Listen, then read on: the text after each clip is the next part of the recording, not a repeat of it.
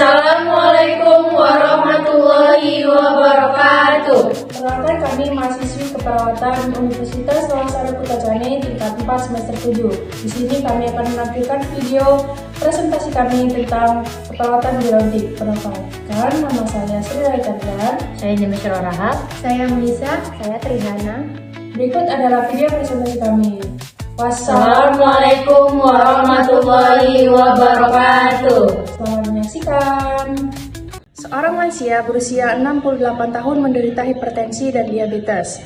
Ia tinggal bersama anaknya, namun jarang mendapat perhatian. Lansia ini masih cukup aktif, tetapi mulai mengeluh, sering pusing dan sulit tidur. Pertanyaan pertama, identifikasi upaya promotif apa yang bisa dilakukan untuk meningkatkan kualitas hidup lansia tersebut? Upaya promotif yang kita lakukan harus berfokus pada peningkatan kesadaran dan pengetahuan tentang kesehatan serta pentingnya dukungan sosial. Adapun rancangan upaya promotif yang dapat kita lakukan sebagai tenaga kesehatan, yang pertama adalah mengedukasi kesehatan. Di sini kita memberikan informasi mengenai pengelolaan hipertensi dan diabetes, pentingnya pola makan sehat, aktivitas fisik yang sesuai, dan manajemen stres. Yang kedua, peningkatan interaksi sosial, di mana kita dapat mendorong lansia untuk bergabung dengan komunitas lansia atau kegiatan sosial lainnya untuk mengurangi kesepian dan meningkatkan dukungan emosional. Dan yang ketiga adalah mengedukasi keluarga.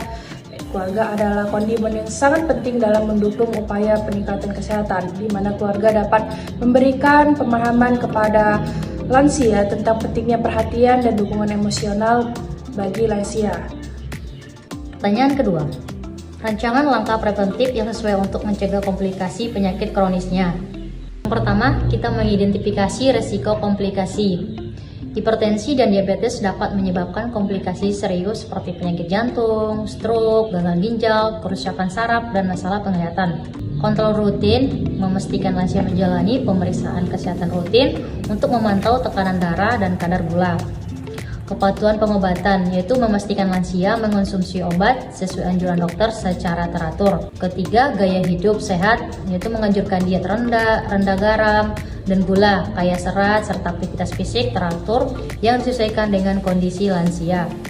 Keempat, manajemen stres, yaitu kita harus mengajarkan teknis relaksasi atau aktivitas yang dapat mengurangi stres, mengingatkan lansia, mengeluh pusing dan sulit tidur. Yang ketiga, apa intervensi kuratif yang perlu diperhatikan dalam kasus ini?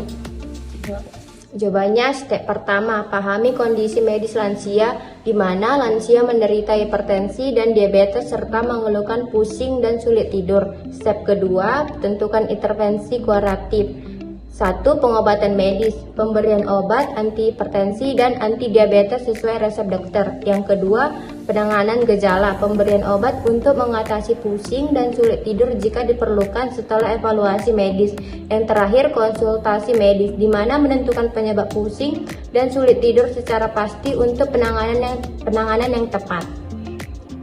Pertanyaan keempat, bagaimana bentuk intervensi rehabilitatif agar lansia tetap mandiri? Step pertama, identifikasi aspek kemandirian. Kemandirian lansia dapat terganggu oleh kondisi fisik dan mental serta kurangnya dukungan. Step kedua, rancang intervensi rehabilitatif. Selanjutnya ada fisioterapi. Jika ada keterbatasan gerak akibat komplikasi atau penuaan, fisioterapi dapat membantu menjaga kekuatan otot dan mobilitas. Yang kedua ada terapi okupasi, membantu lansia beradaptasi dengan lingkungan dan melakukan aktivitas sehari-hari secara mandiri.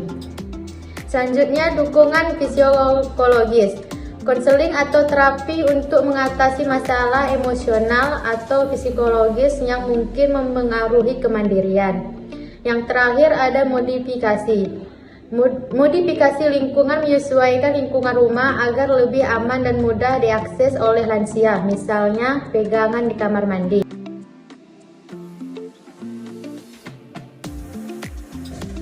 Step pertama, pahami tujuan dukungan paliatif. Dukungan paliatif bertujuan untuk meningkatkan kualitas hidup pasien dan keluarga saat menghadapi penyakit dan mengancam jiwa.